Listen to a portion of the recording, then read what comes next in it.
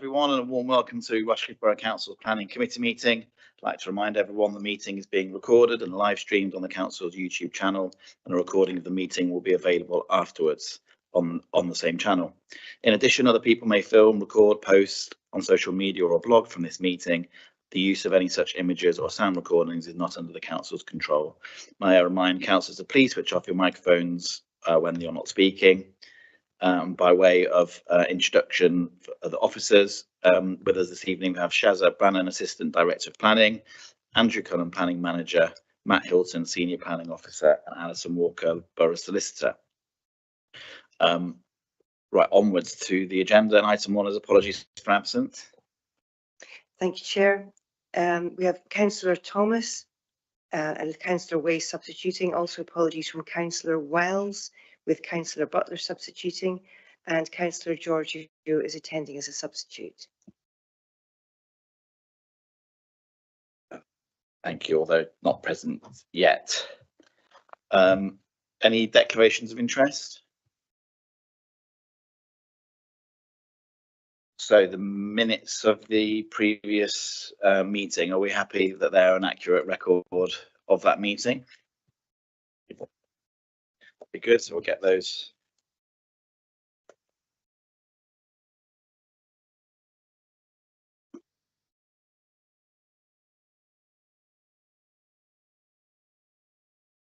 Okay, and then with a slightly different batting order to usual by virtue of the expected exclusion of the public for the final item, with the planning appeals has been brought forward to this stage. So I'll hand over to Mr. Cullen.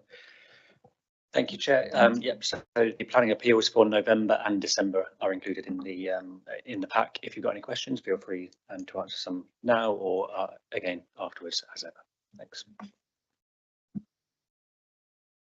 And nobody indicating to speak, so we will note those. Thank you. So we move on to the one planning application we have before us this evening, and on that I'll hand over to Mr. Hilton, please. Thank you, Chair. So members of advice, there's one late representation from Councillor Brown stating no objection. So the application relates to Raglan-Flensburg, former Raglan-Flensburg power station.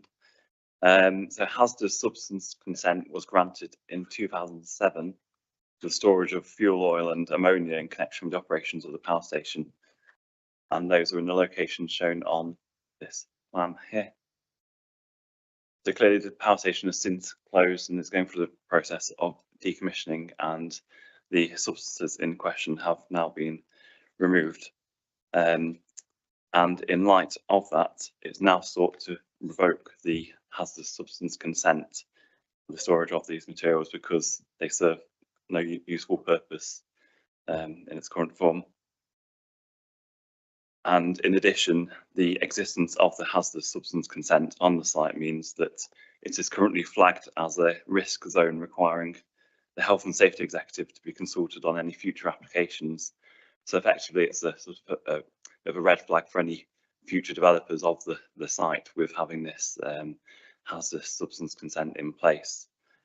So therefore, revoking the hazardous substance consent would help facilitate any future development of the local development order.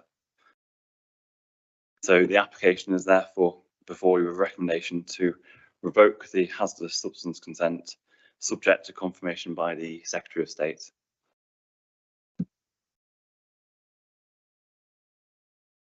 Thank you. So falls to us to decide that. There aren't any speakers. Anybody have anything to ask, say, tell?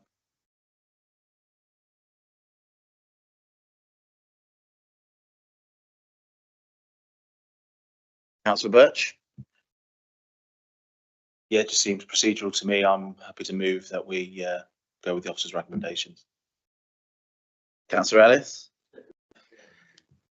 Very good. So we'll move to the vote with the recommendation having been proposed by Councillor Birch, seconded by Councillor Ellis. I'll ask you to indicate all those in favour. Very good. So on that, the decision is that the order